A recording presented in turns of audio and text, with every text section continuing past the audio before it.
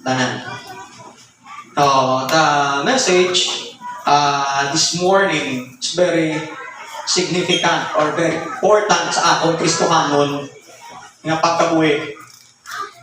So, iban sa atong lugay na simbahan, right? Iban sa atong lugay na nag-claim nga kita saved na o kita mga Kristohanon na. So I will speak this morning about the title sa message is Signs that a Man Become New. Mga palatandaan nga ang tao nanging bag-o. So, atong nga highlight there sa 17, verse number 17, hapang dire sa pulong sa Ginoo naton. Therefore, if any man be in Christ, he is a new creature. All things are passed away, behold, all things are become new. Signs that a man become new, or the signs that a man become new. So, gusto ko mabataan yun sa verse number 17 na balik, therefore, if any man be in Christ. So, sa una natin, as part of introduction, tanda natin, a saved man is connected in Christ. Ang luwas nga tao, konektado kay Kristo. Amen. Ang atong koneksyon, kung ikaw luwas kay Lord Jesus Christ, you can be in the church. Amen. But many people ara sa simbahan, but they are not in Christ. Wala pa sila kay Kristo. Ganay ko, ang tuod kit yang luwas, ara ka sa simbahan, tungod ara ka kay Kristo. Amen. Ang luwas nga tao, konektado sa Ginoo. That's why may prayer life ka, nabasa ka sa Bible, ay may connection ka sa Ginoo mo. You're connected in Christ. And then a saved man is converted by Christ. Ang conversion mo, hindi na yung baptist ka, kundi na yung Kristohanon ka. Ang sa Bible, therefore, if any man be in Christ, he is a new creature. From sinner to saved, converted. Amo nang po sa conversion, nga ikaw ginatulog sa Diyos nga makatasala, makadto sa impyerno, pero sa ikaw na luwas, ang tulog sa Diyos matarong, makadto sa langit. Amen. You are a new creature sa ibang creation. Pero bago kang gintuga, tinuga sa Diyos. And then a saved man, naman sa verse number 17, all things are passed away, behold, nabalantaan, nagtaliwan na, o wala na, nagkatula na, and behold, all things are become new. So, makita natin ang word nga become, wala na nagakambal sa ang past tense, o present tense, active present tense.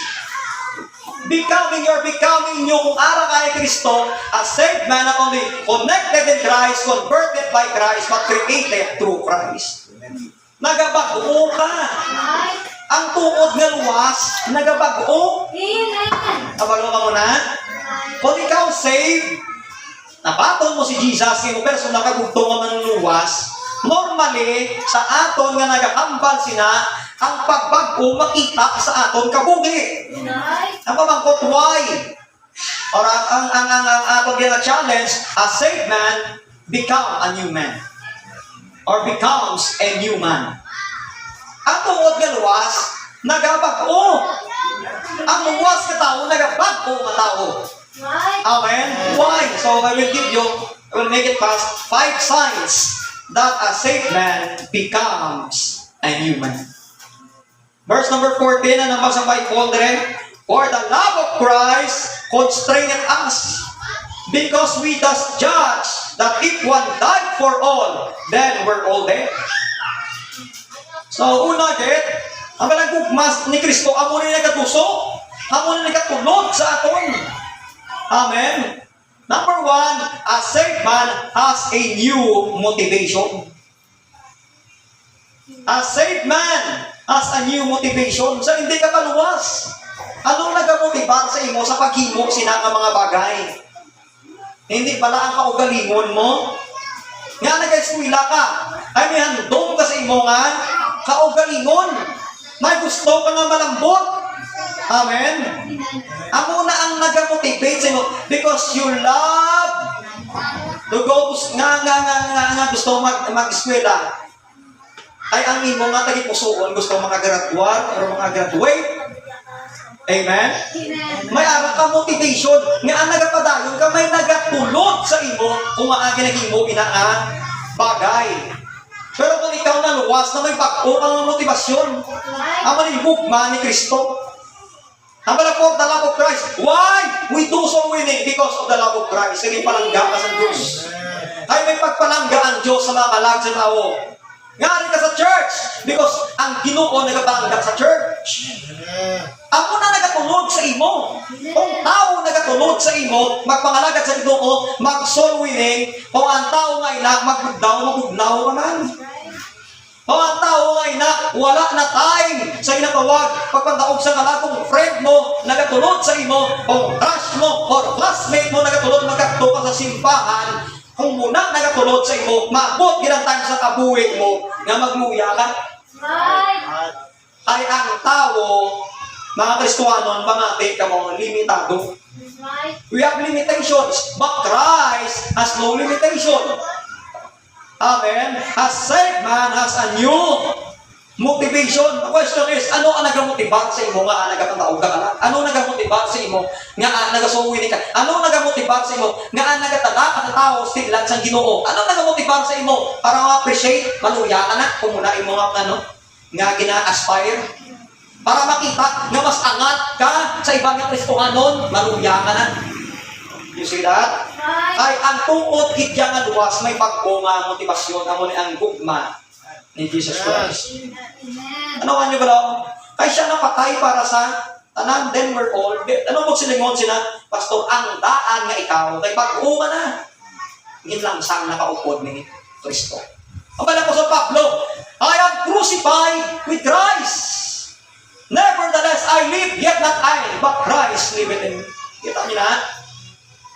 Ang bali na lang, sang na mo yung upod kay Kristo. Bukod silingon, ang daan nga ikaw, ang daan nga ako, ang daan nga Justin na lang, sang na to upod kay Kristo, hindi na dapat mabuhi. Amen. Napatay sa para sa aton because He loved us. Ikatwa, a saved man not only has a new motivation, but a saved man has a new master. May pagko ka nga aganon. Tama niya sa verse number 15, and that we died for all, that they which live should not henceforth live unto themselves, but unto Him which died for them and rose again. Ay napatay sa para sa tanan, sila nga nagakabuhi, dapat wala na nagakabuhi para sa ila o galingon, kundi nagakabuhi para sa iya, nga napatay para sa ila, ang nabanhaw liwat. Nabalo ka mo, nagakabuhi na tungod kay Kristo.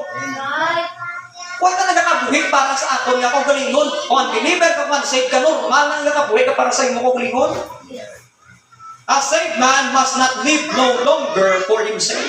Ano sa verse number 15? Kung saved ka, sa una, sa hindi ka luwa, siyempre nagkakabuhi kasi mo kung galingon. Kung ano imo gusto, ginasunod mo.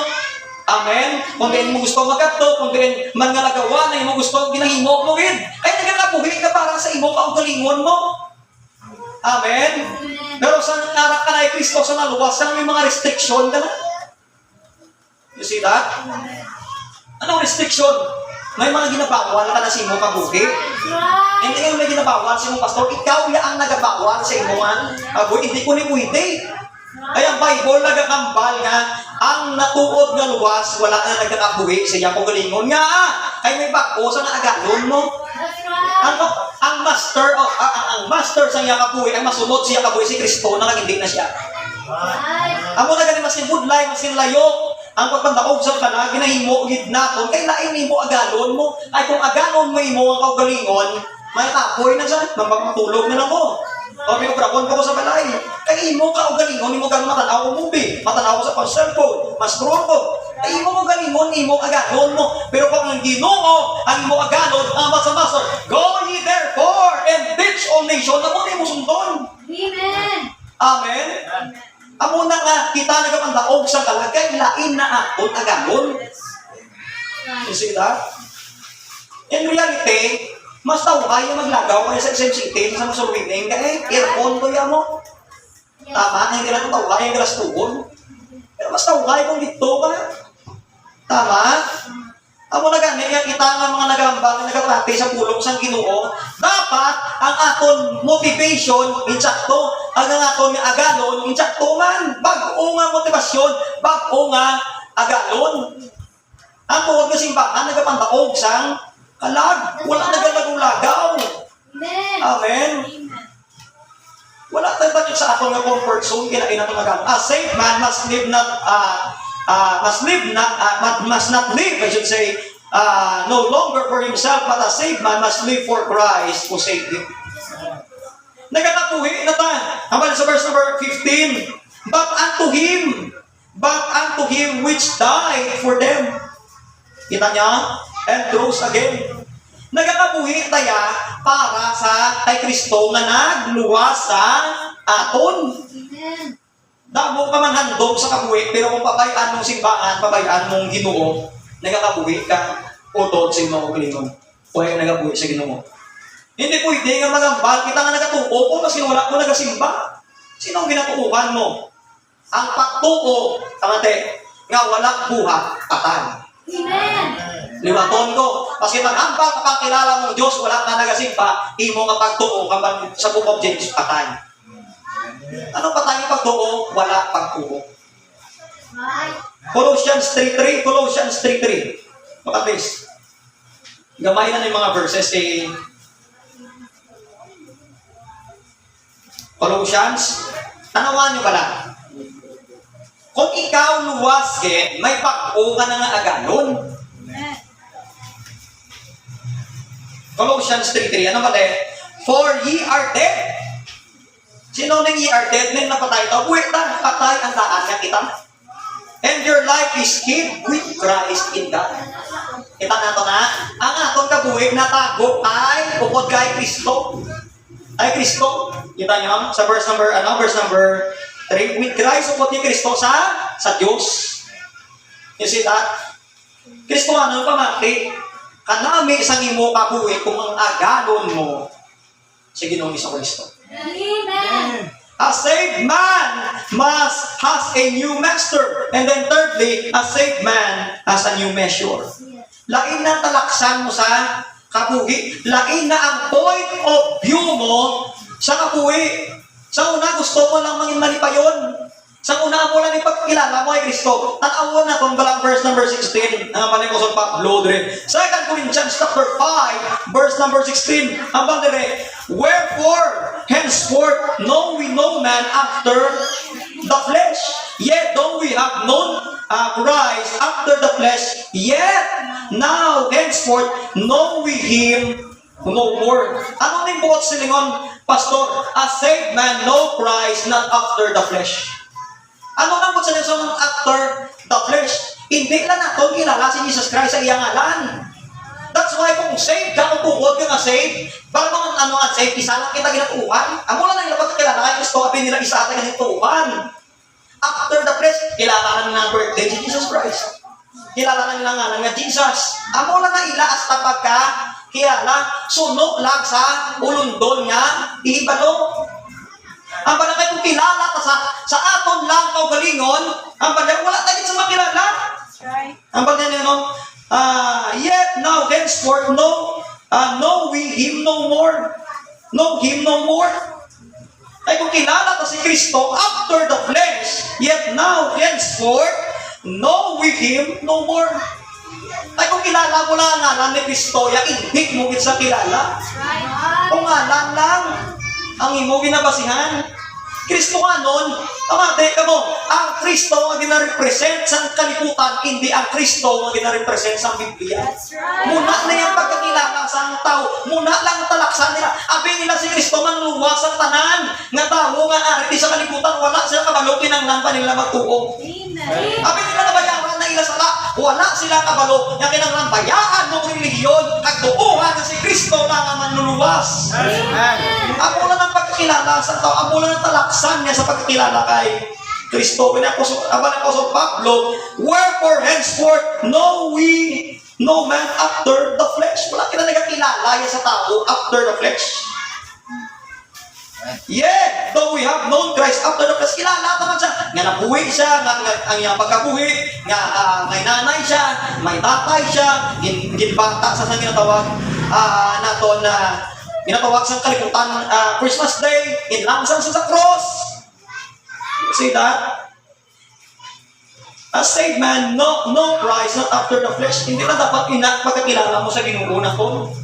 Ay kung hapaw pagkakilala mo sa Diyos, hindi ka magsalig sa Diyos.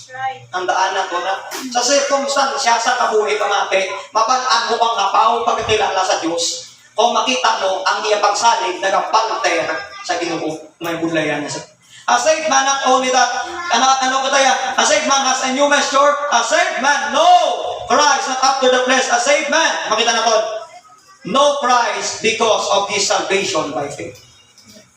You know what? Dugay ko na nabatian sa bata, ako nabatian ko na nga ni Jesus Christ.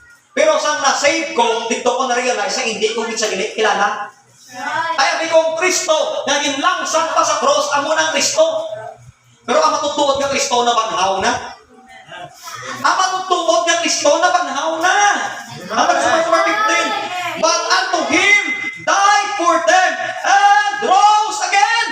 That's why wala sa nagpabilin sa cross. Tama ko sila kayo mo cross sa inyo simbahan si Kristo na banhaw na. Wala sa nagpabilin sa cross. At sa langit, wala sa tuta. Hindi sa ibulto, hindi sa bato, hindi sa kahon. Si Kristo ang kailangan mo, buhay ka Kristo. Amen. Buhay siya. Pag nagpag-o sa aton kabuhi.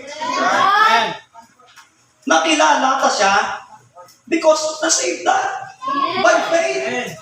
Amen. He is our resurrected Savior. Ang mga pagkilala natin siya. Siya ang nabanhaw nga manluluwas. Hindi siya ang manluluwas nga na-crucified pa. Nabanhaw na siya mga kauturan. That's why kung kilala mo yung nabanhaw nga Kristo but silingon na luwas kagid. Na luwas kagid. 2 Corinthians 15 verse number 12. 1 Corinthians, I should say. 1 Corinthians 15, verse number 12. Ang bansang Ginoo dire, ang sa Bible dire. Now if Christ be preached, 1 Corinthians, ang ginabasa, 15. That He rose from the dead, how say some among you that there is no resurrection of the dead? Na mga tayo Korinto na deceive or may deception na nagkakambang na walang pagkabanhaw. Kaya pala po sa Pablo, kung si Kristo ang dinuwali na banhaw sa mga minatay, paano maghamba ng ibang sa inyo nga wala sang pagkabanhaw sa mga minatay? But if there be no resurrection of the dead, then Christ is not risen. Kung wala pagkabanhaw sa mga minatay, si Kristo wala na banhaw. Amala, sa verse number 14, and if Christ be not risen, then our preaching vain, and your faith is vain also. Kung si Kristo walang nabanhaw, ang aton pagwani walay kapuslanan, ang aton pagtuo wala man kapuslanan. Verse number 15, 1 Corinthians 15:15. Yet, and we are found false witnesses of God, because we have testified of God that He raised up Christ, whom He raised not up. If so be that the dead rise not. Pero sa verse number 16 na naman. For if the dead rise not, then Christ is not raised. And naman sa verse number 17. And if Christ be not raised, your faith is vain. Ye are yet in your sins. O si Kristo wala na banhaw, ang inyong pagtuo empty, walay kapuslanan, at anak pa kamo sa inyong kasalanan. You know what? Nga confident kita sa Bible Believing Baptist Church nga napanak sa pamaluwasan ay ang aton Kristo ang ginutuhan na banhaw na. Ay kung wala na banhaw pa, ang Kristo ang ginutuhan mo ara sa cross, magsasala agapon, wala na patawad di mo sala. Ang sa Bible, ye are yet in your sins kung wala sa banhaw. Kasi paghamba ka, ginatuuhan mo ang Diyos, ginapatihan mo ang Diyos, ang imo pagtuo para ipulos kay wala na banhaw ang Kristo ang ginutuhan mo. A saved man, may ara kita measure, may ara kita talaksan. Mga Kristuano, magsumuwining ka, mabalaan mo ang tao nga luwas kay according sa pagkakilala niya kay Kristo. Ang mabalaan mo ang membro sa simbahan nga pandaog sa kalag according man sa pagkakilala niya kay Kristo. Amen. Kani pagsukat sa mga kabataan niya, may pulos na. Nakilala ko si Kristo. Ay gusto na to maluwas sila. Amen. Amen. Amen. He is, not only that, He is our resurrected Savior. He is the Redeemer of our sins. Siya ay ang nagtupos sa aton ng mga kasalanan. Nga ang tao nag-aubra pa sa good works pero nagapano sa mga Ten Commandments. Kaya hindi pinakilala na ang Kristo ang unang nagtupos sa aton kasalanan. Hindi mo pinanglanguligan ng Ginoo That's right. para tupson nimo ang kasalanan. Nga amanaw, kung ang good works nagaluwas sa imo, ang pagpanag sa ni Jesus Christ hindi enough. That's right. Abalang ang Kristohanon, ang ibang Kristohanon na to. Pero tanawan nyo, ang tanang nga religion, parate. Masin ano pa nga religion, ang kaluwasan ng good works. That's right. That's right. Jehovah's Witnesses, good works, ang kaluwasan. Mormons, good works. Sa Adventist text, good works. Manang kaluwasan ng Katoliko, good works na nga. Kaluwasan Japon. Nga palariya sila, pastoro, kay palariya sila, linyada. Ay ang Bible, yung nagatudlo ang tuod kasi baka niya, nagatudlo na si Kristo. Only Jesus saves! Si Kristo na nagaluwas na uturan. Amen. Amen. Our knowledge about Christ is spiritual and scriptural. Ang muna may talaksan tayo mo. Sangin bago, tas ang Ginoo. Nabaptis ka na, wala ko yun ang baptis nga tungkol sa baptis. Amen. Dili ko yan sa Baptist Church, kaya dili ginatutlo kasi Kristo lang nagaluwas. Amen. Kaya nga, lang sa simbahan niya, mapanas naman niya kung sa langit na tamo. Right. Amen. Kaya hindi ko yung makadto, kaya dili ginatutlo ang kaluwasan sa Kristo lang. Amen. Ika-apat, a saved man has a new meaning. If any man be in Christ, Right. you know what? Kung luwas ka ara kay Kristo, He is in Christ. Ang unang meaning sa ang kabuhi, na yung meaningful imo kabuhi, ay ara ka kay Kristo mo. Tay kung wala pa tayo Kristo, uniform at ang kabuhi, parehas mo sa mga worldly people. Di ba? Tanawan niyo ba na? Kung ari ka sa kalibutan, uniform na ang kabuhi, kung ano ang song, ang muna ng tanang song, kung anong hilig, ang muna ng tanang hilig, kung anong puso, ang munang sundon sa kalibutan. Ang unang meaning sa kabuhi, bipatan sa ila. Pero kung may Kristo ka, lain ang kabuhi. May meaning imo nga kabuhi. He is in Christ. And then naman, He is a new creature. He was changed by Christ. Hindi ta mapag-uat ko nga paglingon.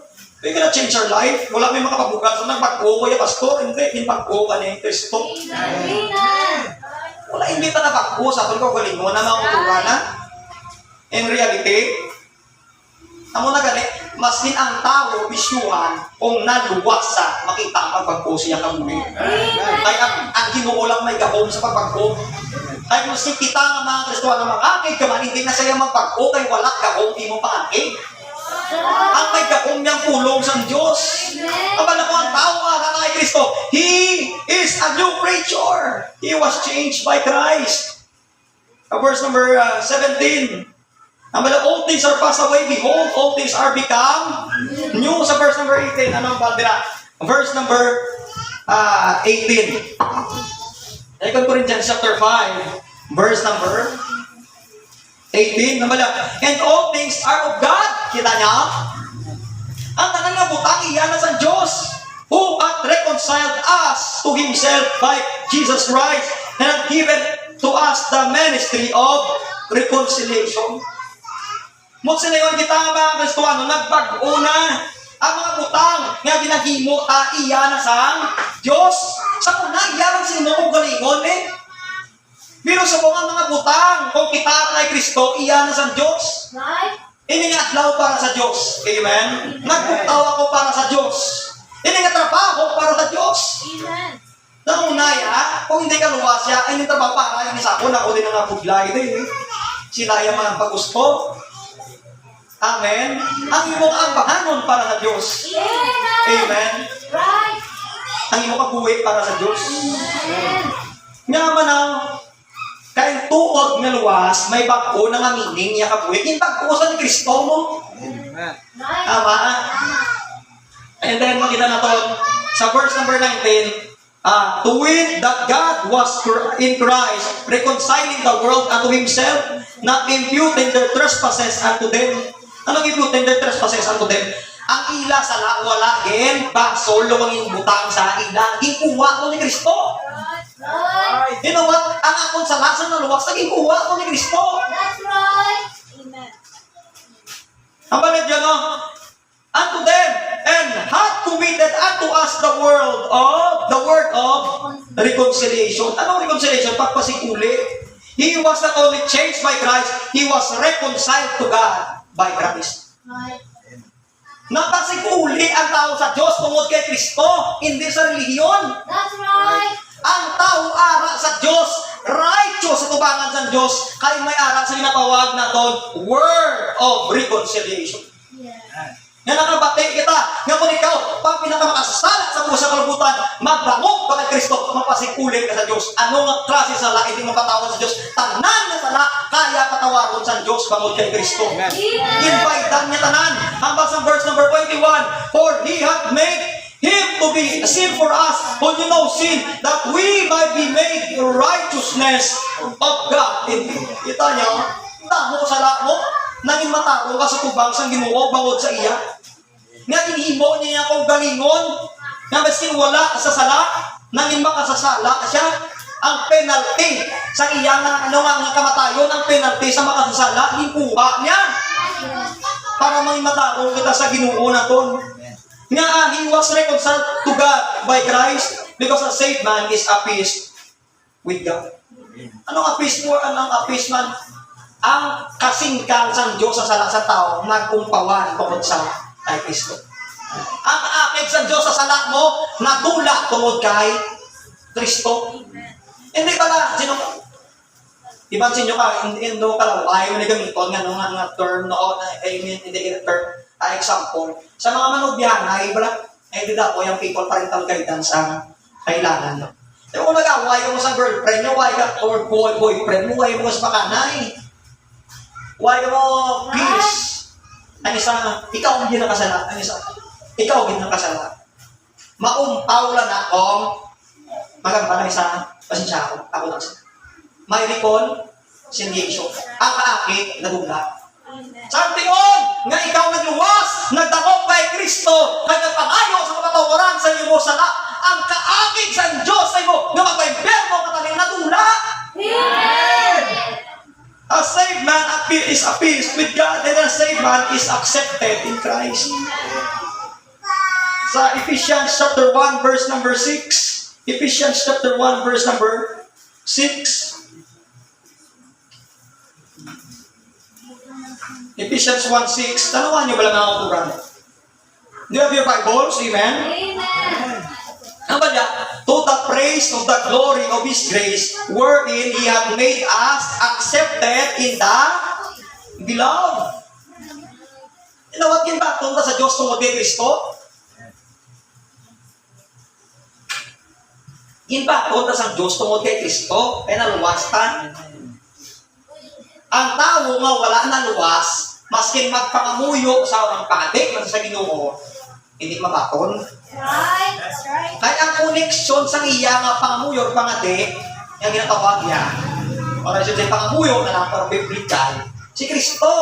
Amen. Hindi ang pare ako ng ministro, ha? That's right. Si Kristo.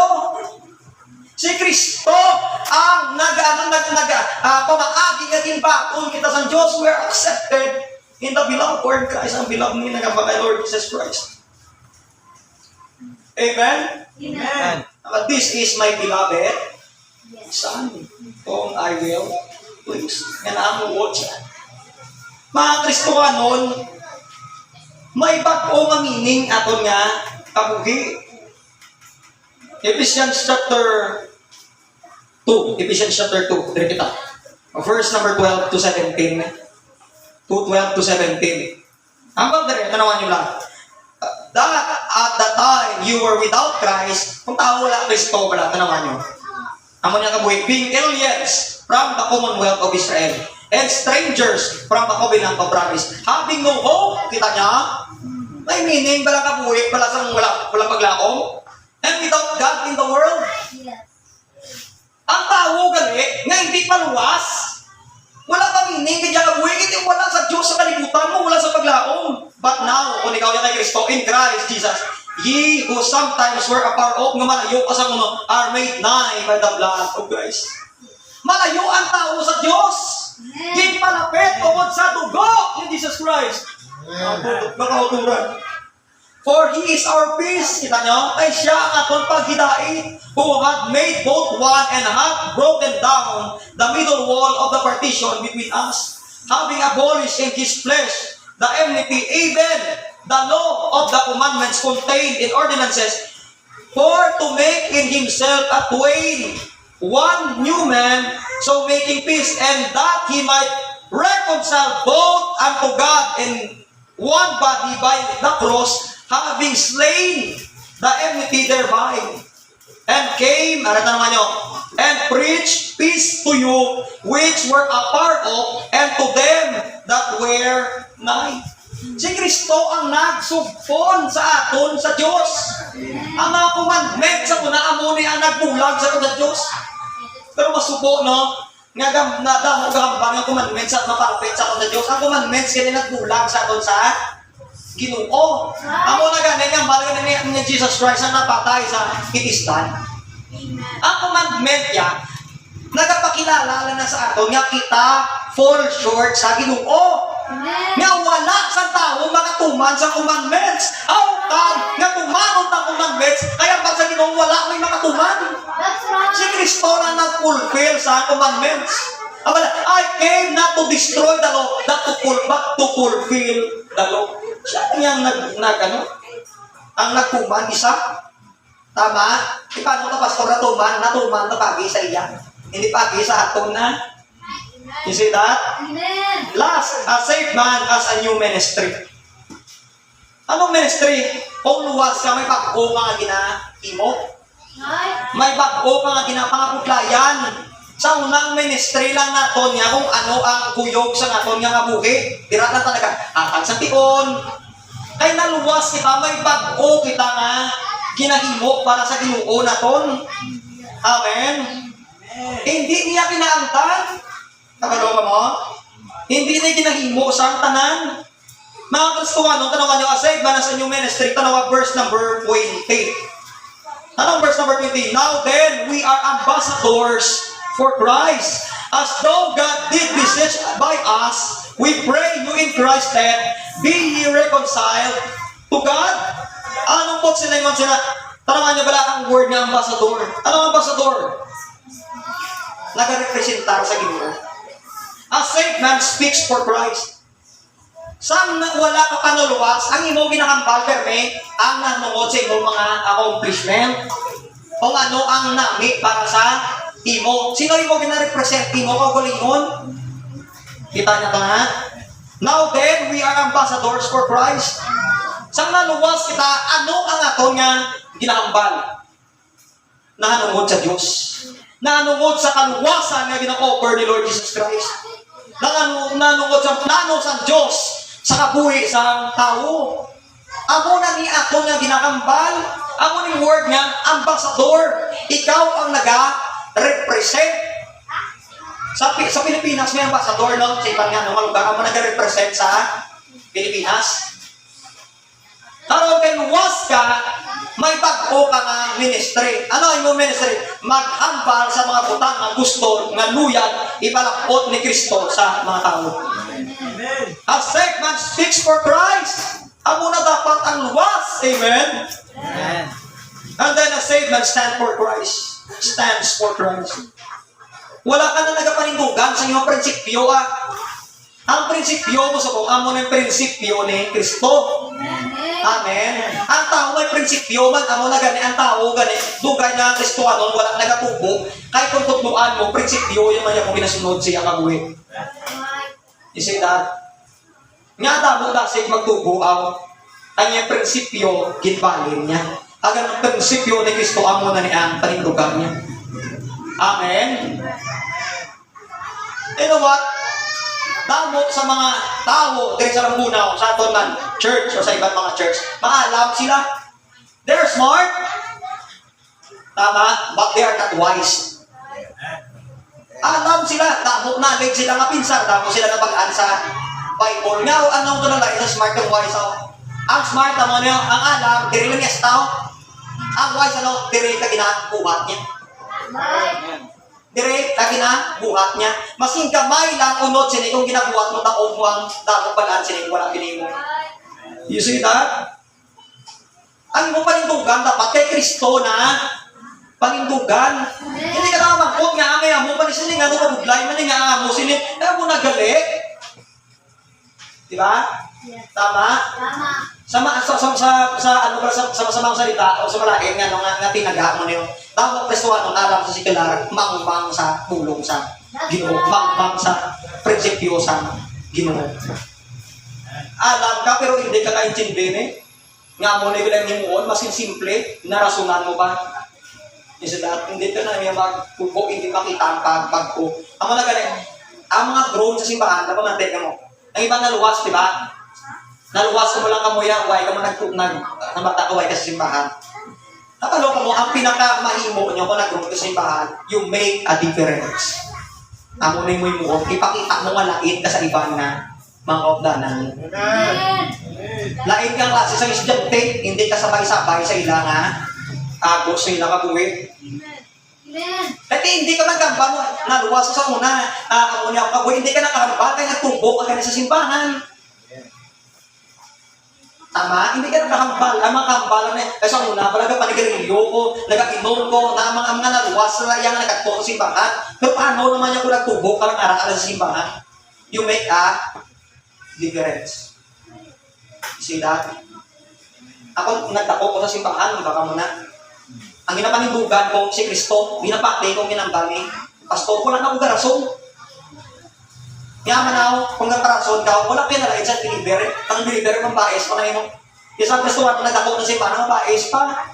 Right. Anong difference? Kita mo, fruitless na kabuhi yan. Amen? Amen. When we got saved, God made us His messenger for Christ because we are His representative. Amo na nga ito nga bago nga ministry. Amen? I will close sa sini nga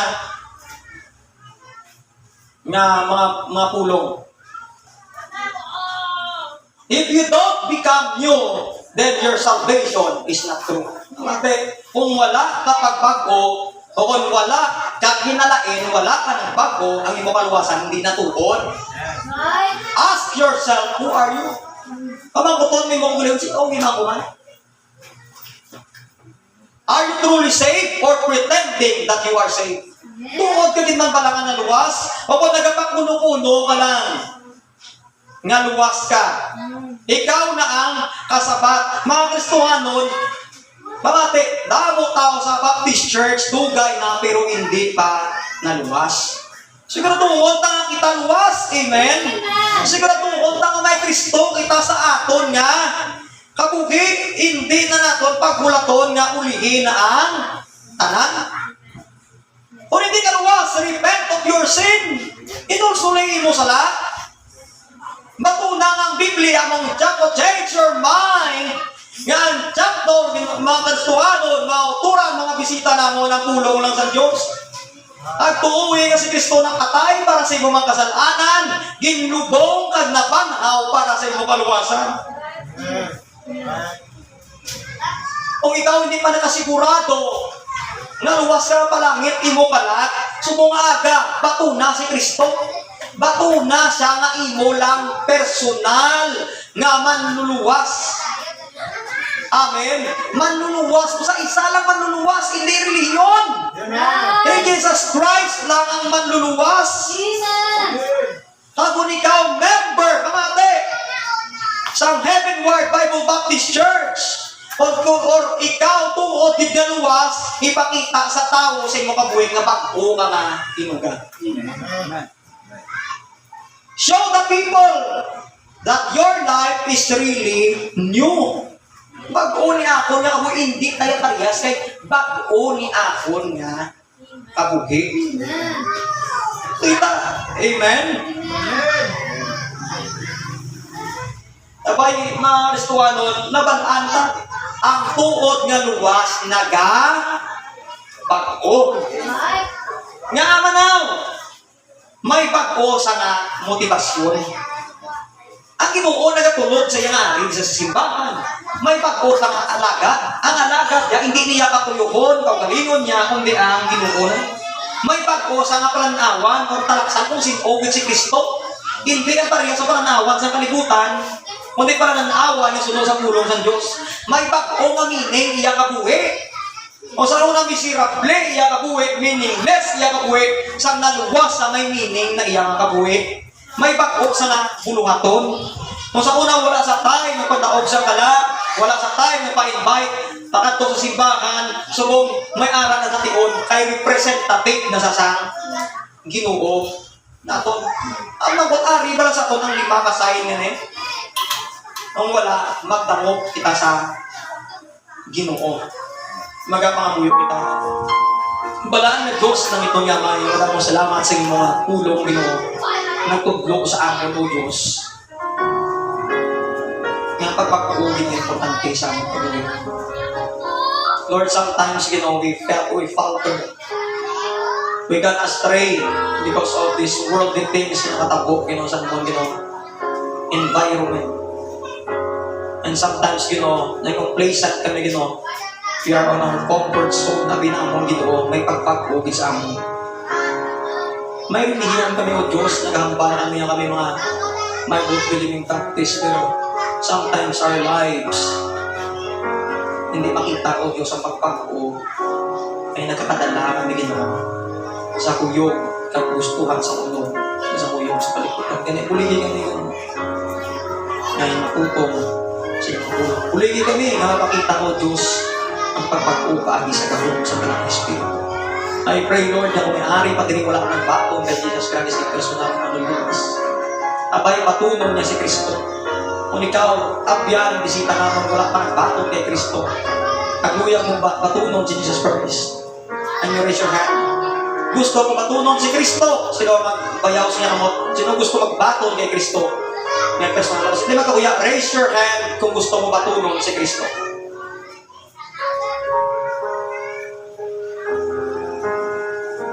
Batunan si Kristo sa inyo mga tagipuso. Bahagi sa iyong mga pagtuko sa iya na siya nakatay itubog na magpanahon para sa palukas. Batunan si Kristo sa iyong tagipuso bahagi sa pagkilala na siya lang ang personal pagpunto na nanuluwas. Ikaw member sa simbahan kang Diyos nag-istorya sa iyong tagipusoon at tayo ka sa iyong kaugalingon ng pagbago wala mo bigyan pakita ng altar bukas malapit sa Ginoo. Lord, muligi ko na pakita ang pagbago. Gusto yung mga buhay. Come to this altar and pray to God. Lord, gusto ko ipakita sa mga kilala ko ipagbuo mo Ginoo. Wala ko di sa Baptist Church, may Baptist ako. Ari ko din, naging luwas na ako. And I come, I pray sa Ginoo, Lord. Buligili pakita mo. Pinasakit ko, Ginoo. Luwas ako. Kasi problema kita sa ato ng Christian life. Ang ato paging fruitless. Hindi kita productive. Because we don't show the world, the people, that we are become new.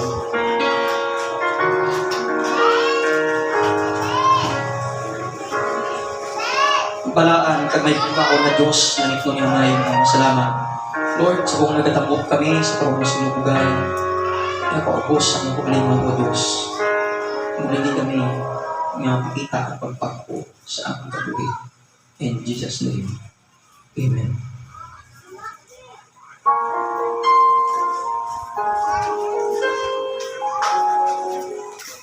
So, Amen. So, salamat, Gabe, no?